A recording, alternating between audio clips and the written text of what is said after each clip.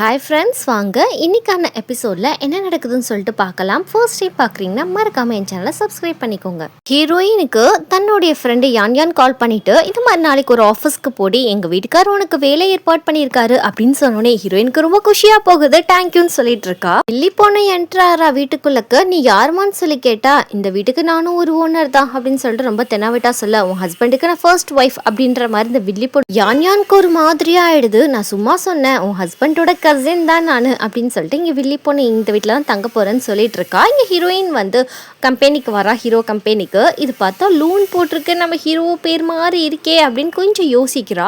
அதுக்கப்புறம் இந்த சீனை கட் பண்ணிட்டு நம்மளோட ஃபங்கு வீட்டுக்கு வந்தோடனே நம்மளுடைய யான் வந்து 2 பேர் க்ளோஸாக இருக்காங்க. இங்கே ஃபங்குக்கு இவ்வளோ பார்த்தோன்னே வயிற்று கலக்கிடுச்சு.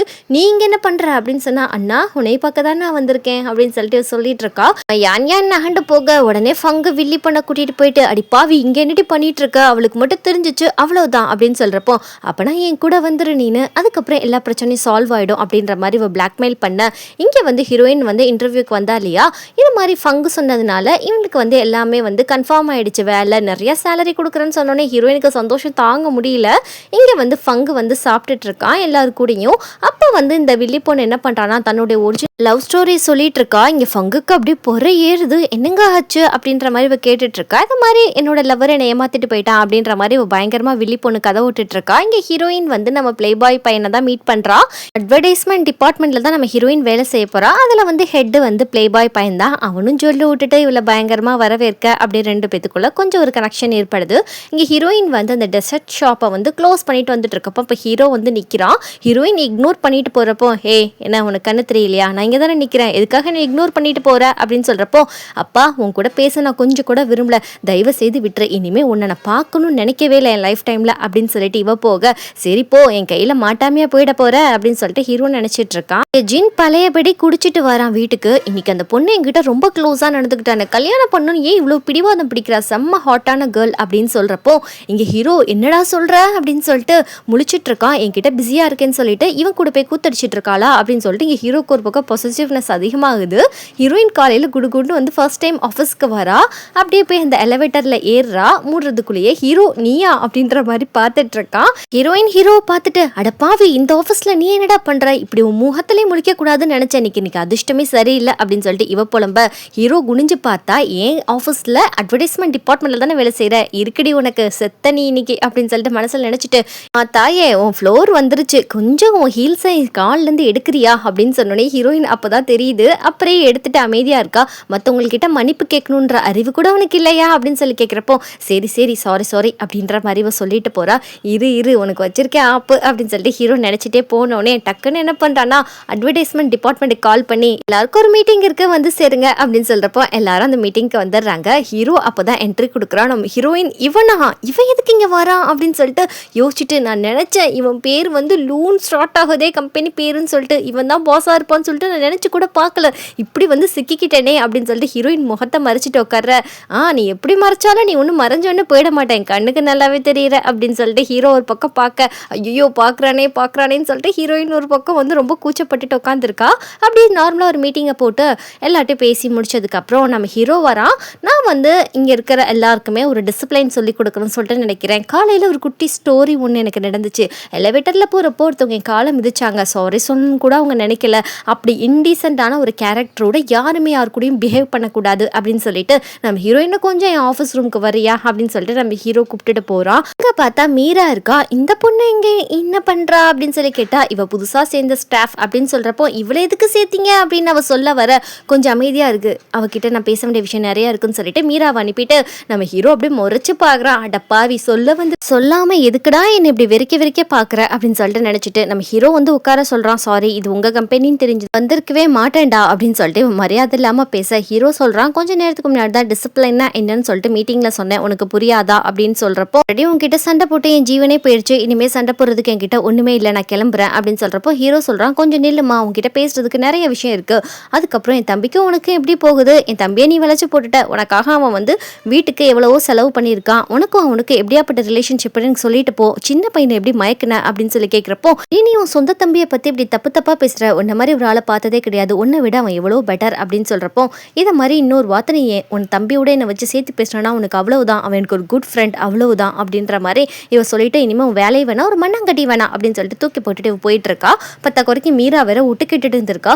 இது என்னடா குடும்பம்னு சொல்லிட்டு ஹீரோயின் நினைச்சிட்டு போக, மீராக்கு இப்போதான் குழுன்னு இருக்கு வேலையை விட்டு போனதுனால. ஹீரோயின் நினைக்கிறா, உன்கிட்ட வந்து நான் பட்ட பாடெல்லாம் போதும்டா, விட்டா போதும்னு சொல்லிட்டு அவள் கிளம்பி போக, இங்கே மீரா வந்து சொல்கிறா, ஹெச்ஆர் டிபார்ட்மெண்ட்க்கு வந்து நம்ம அனௌன்ஸ்மெண்ட் பண்ணிடலாம் அவள் போயிட்டான்னு சொல்லிட்டு அப்படின்னு சொல்கிறப்போ, வேண்டாம் அவள் வந்து திரும்ப வரணும், அவகிட்ட நிறைய எனக்கு டீலிங் இருக்குது அப்படின்ற மாதிரி என் ஹீரோ சொல்கிறப்போ, மீராக்கு இங்கே ரொம்ப கோவம் வருது. எதுக்காக நீ வந்து இப்படி பண்ணுறீங்க, போகிற ஒரு ஸ்டாஃபை நீங்கள் வற்புறுத்தி இருக்க வைக்கிறீங்க, என்ன காரணம், அவளை மட்டும் ஸ்பெஷலாக ட்ரீட் பண்ணுறீங்க அப்படின்னு சொல்லி கேட்குறப்போ, அதெல்லாம் ஒன்றும் இல்லைன்னு சொல்லி இவன் சொல்கிறான். இருந்தாலும் அவனுக்கு ஹீரோயின் ஞாபகமாகவே இருக்குது, என்னன்னு தெரில. அவளை ஹக் பண்ணதெல்லாம் யோசிச்சுட்டு சரி அவளுக்கு கால் பண்ணுவோம் அப்படின்னு சொல்லிட்டு மிட் நைட்டில் இவன் கால் பண்ண, யாரடா இந்த நேரத்தில் கால் பண்ணுறா அப்படின்னு சொல்லிட்டு நம்ம ஹீரோயின் பார்க்க, ஹீரோன்னு சொன்ன உடனே டக்குன்னு யோசிக்க கூட இல்லை, அட நாரப்பையிலன்னு சொல்லி கட் பண்ணி விட்டுறா. நீ வந்து ஆஃபீஸ் என்னை வேலையை விட்டு தூக்கிட்ட, இப்போ தூக்கத்தையும் கெடுக்க பார்க்குறியா, இனிமேல் உன் முகத்திலே முழிக்க மாட்டேன்டா அப்படின்னு சொல்லிட்டு ஹீரோ பயங்கரமாக கழுவி ஊற்றிட்டு ஃபோனை கட் பண்ண. ஹீரோன்னு நினைக்கிறான், உனக்கு லாஸ்ட்டாக ஒரு சான்ஸ் கொடுப்போன்னு சொல்லி நினச்சேன்டி, எனக்கு தேவைதான் அப்படின்னு சொல்லிட்டு அவன் ஒரு பக்கம் கோச்சிக்கிட்டு போக, இப்போ வந்து டோரா என்ன பண்ணுறான்னா, நம்மளுடைய ஜின்னோட வீட்டுக்கு உள்ளே வந்துட்டு ஜின்னை ஹக் பண்ணிட்டு இருக்க. இப்போ நம்ம ஹீரோ வந்து ஹீரோயின் பேச மாட்டான்னு சொன்ன காண்டில் வீட்டில் வந்து பார்த்தா ஒரு பொம்பளை பிள்ளை சவுண்டு கேட்குது. அவன் ஆள் பயந்து போய் ஜின்னுக்கிட்ட போய், அட பாவி யாருடா அது, வீட்டுக்கு பொம்பளை பிள்ளையை கூட்டிகிட்டு வந்திருக்கு, அதுவும் அரைகுறியாக ட்ரெஸ் போட்டு படுத்துட்டு இருக்கா, என்னடா நடக்குது, கேர்ள் ஃப்ரெண்டாக இருந்தாலும் வீட்டுக்கு வரலாமா, தப்பு இல்லையா அப்படின்னு சொல்லிட்டு இவன் கத்த. அண்ணா மன்னிச்சிட்டு, நான் நைட்டில் வந்துட்டா என்ன செய்யறது, இப்போ எங்கே போய் அனுப்ப சொல்கிற, காலையில் எழுந்திரிச்சோன்னே போதை தெரிஞ்சுன்னு அடிச்சு விரட்டிடுவோம் அப்படின்ற மாதிரி இவங்க ஜின்னு சொல்ல, நான் அடிக்கடி ஒரு பொண்ணு கல்யாணம் பண்ணிக்கிறேன்னு சொன்னா இல்லையா, இவ தான் அப்படின்னு சொல்கிறப்போ, இருந்தாலும் வீட்டுக்கெலாம் வர வைக்கக்கூடாதுடா தப்புன்னு சொல்கிறப்போ, திரும்ப நம்ம ஜின்னு தூங்குறான். எழுப்பி, டே எனக்கு ஒரு விஷயத்த சொல்லுடா, ஹீரோயினுக்கும் உனக்கு எந்த கனெக்ஷனும் இல்லை இல்லையா, ஏன்னா அவன் கூட பப்புக்கு வரல, இந்த பொண்ணு தானே வந்துச்சு அப்படின்னு கேட்குறப்போ, இதை தான் உனக்கு ஆரம்பத்துலேருந்தே நான் சொல்லி புரிய வைக்க ட்ரை பண்ணுறேன், அவளுக்கும் எனக்கும் ஒரு பியூரான ஃப்ரெண்ட்ஷிப் இருக்குது, அதை போய் நீ தப்பாக பேசி என்னை பாடா படுத்திட்டேன்னு சொல்கிறப்போ, சத்தியமா அப்படின்னு சொல்லிட்டு ஹீரோ கேட்குறான். அட பாவி சத்தியம் தாண்டா, என்னை தூங்க விட்டுடா அப்படின்னு சொல்லிட்டு ஜின்னு தூங்குறப்போ, இப்போ தான் நம்ம ஹீரோக்கு ரொம்ப சந்தோஷமாக இருக்குது. காலையில் ஆனோடனே ஹீரோயின் வீட்டை தேடி அவனே போகிறான் மன்னிப்பு கேட்கலான்னு சொல்லிட்டு.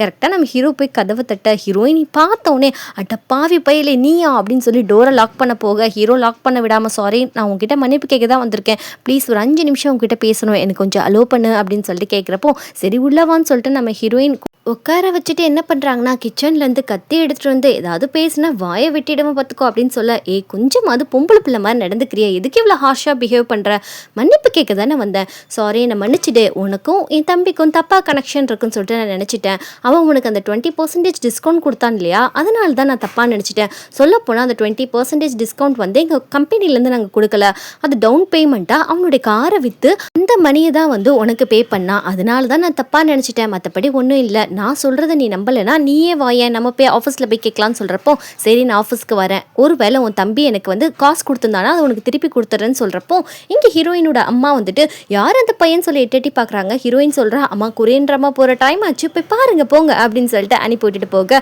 சூப்பராக இருக்கா மாப்பிள்ள அப்படின்னு சொல்லி நினச்சிட்டு இருக்காங்க. இங்கே ஹீரோயின் ஆஃபீஸில் போய் பார்த்தா நிஜமாலே வந்து கம்பெனிலேருந்து 10% தான் டிஸ்கவுண்ட் கொடுத்துருக்காங்க, மீதெல்லாம் வந்து மணி பே பண்ணியிருக்காங்கன்னு சொல்லியிருக்காங்க.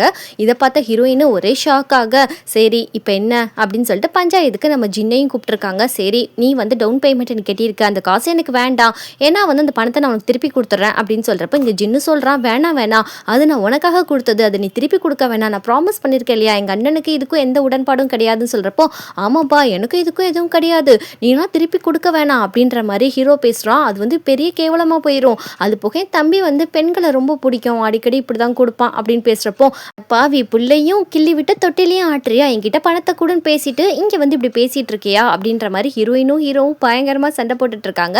சரி உன் பணத்தை நான் திருப்பி கொடுக்குறேன், இப்போதைக்கு என்கிட்ட பணம் கிடையாது, நான் கொஞ்சமாக வந்து கொடுத்துட்றேன் இன்ஸ்டால்மெண்ட்டில் அப்படின்னு சொல்கிறப்போ, ஹீரோயின் ரொம்ப கோவமாக போயிட்டு இருக்கா. ஹீரோ கால் பண்ணி அவளை கூட்டிகிட்டு வா அப்படின்னு சொல்கிறப்போ, இங்கே ஜின்னு கூட்டிகிட்டு வரான், உன் முகத்தை பார்க்கணுன்னு கூட நினைக்கல, உன் தம்பி காலில் விழுந்து கூப்பிட்டா அதனால தான் வந்திருக்கேன்னு சொல்கிறப்போ, ஹீரோ இப்போ சீரியஸாக பேசுகிறான், சாரி என்னை மன்னிச்சிடு, நான் தெரியாமல் வந்து அப்படி பேசிட்டேன், என் கம்பெனியில் நீ வேலை செய், அப்போ வந்து உனக்கு ஈஸியாக இருக்கும் கடன் அடைக்க அப்படின்னு பேசுகிறப்போ, அப்போ கூட ஹீரோயின் நினைக்கிறா, இவன் கடன் அடைக்கிறதுக்காக தான் இங்கே நம்மளை வேலை செய்ய வைக்கிறான் அப்படின்னு சொல்லிட்டு அப்படியே யோசிச்சுட்டு சரி ஓகே வந்து வேலை செய்கிறேன், அவளுக்கும் வேறு வழி இல்லை, அதனால் வந்து வேலை செஞ்சு கடன் அடைக்கிறேன் அப்படின்னு ஒத்துட்டு போக இங்கே திரும்ப வந்து ப்ளே பாய் கிட்ட பேசிகிட்டு இருக்கா. ஏன்னா திரும்ப ஹெட்டுனால அவன்கிட்ட இன்ஃபார்ம் பண்ணணும்னு சொல்லிக்கிட்டு இருக்கான். இங்கே வந்து ஹீரோயின் சேர்ந்தனால மீரா வேலையை விட்டு விலகி போகிறா.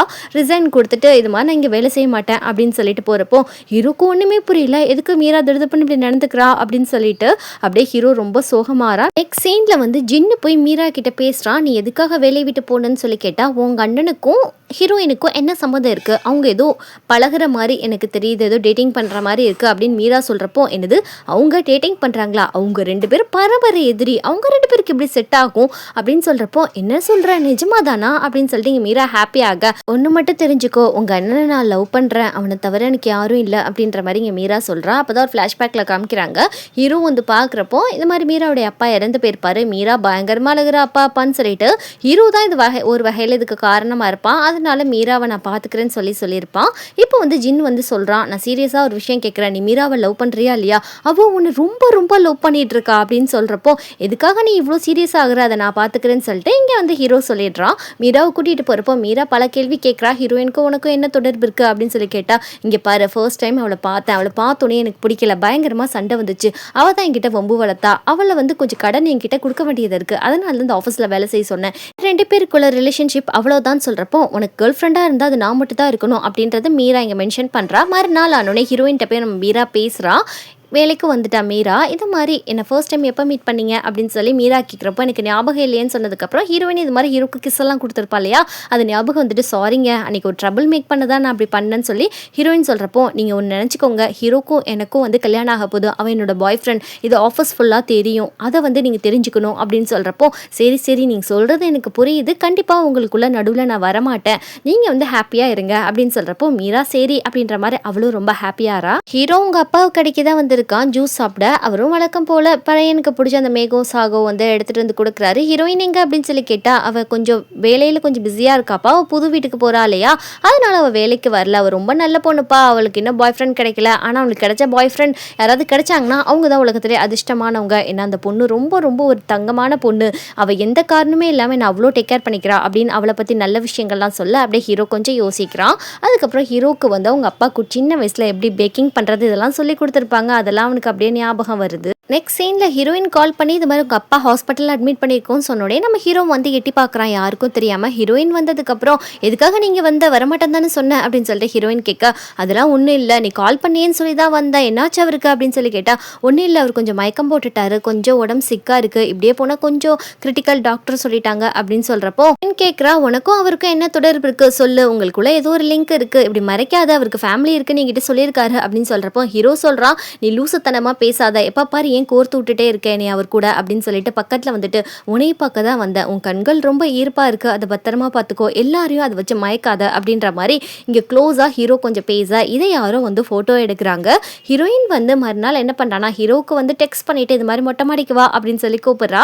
ஹீரோவும் வந்துட்டு எதுக்காக இங்கே கூப்பிட்ட, நீயும் சிங்கிள் நானும் சிங்கிள் மிங்கலாலன்னு சொல்லி கூப்பிட்டியா அப்படின்னு சொல்லி கேட்டோடனே என்ன நீ எப்போ பாரு பொறுக்கி மாதிரியே பேசிகிட்டு இருக்க, ஒரு டீசெண்டாக பேசுறியாடா அப்படின்னு சொல்லிட்டு இவ கத்திட்டு இந்த அவங்க அப்பாவுடைய அந்த ஷாப்போட கீ அப்படின்னு சொல்லிட்டு கொடுக்குறா. இது எதுக்கு என்கிட்ட கொடுக்குறேன்னு சொல்லி கேட்டால் எனக்கு தெரியாது உனக்கும் அவருக்கு என்ன ரிலேஷன் சொல்லிட்டு, ஆனால் என்னை விட நீ தான் ரொம்ப க்ளோஸ் அப்படின்னு சொல்லிட்டு இவ குடுகுடுன்னு ஓடி போயிடுறா. அது கொடுத்துட்டு ஹீரோயின் இன்னைக்கு தான் புது அப்பார்ட்மெண்ட்டுக்கு வந்து ஷிஃப்ட் ஆறா. இதை தெரிஞ்ச நம்ம பிளே பாய் பொக்கையெல்லாம் வச்சுட்டு ஹீரோயினுக்கு முன்னாடி நிற்க ஹீரோயின் சொல்கிறா, அடி பாவி உனக்காக தாண்டி பொக்கே எடுத்துகிட்டு வந்திருக்கான் பாருன்னு சொல்லிட்டு இங்கே ஹீரோயின் ஃப்ரெண்டை கோர்த்து விட்டு பொக்கே வாங்க வச்சிடறா. அப்படியே அங்கே போயிட்டு எல்லாமே அரேஞ்ச் பண்ணிட்டு ஒரு குட்டி வந்து செரிமனி மாதிரி அவங்க முடிச்சுக்கிறாங்க.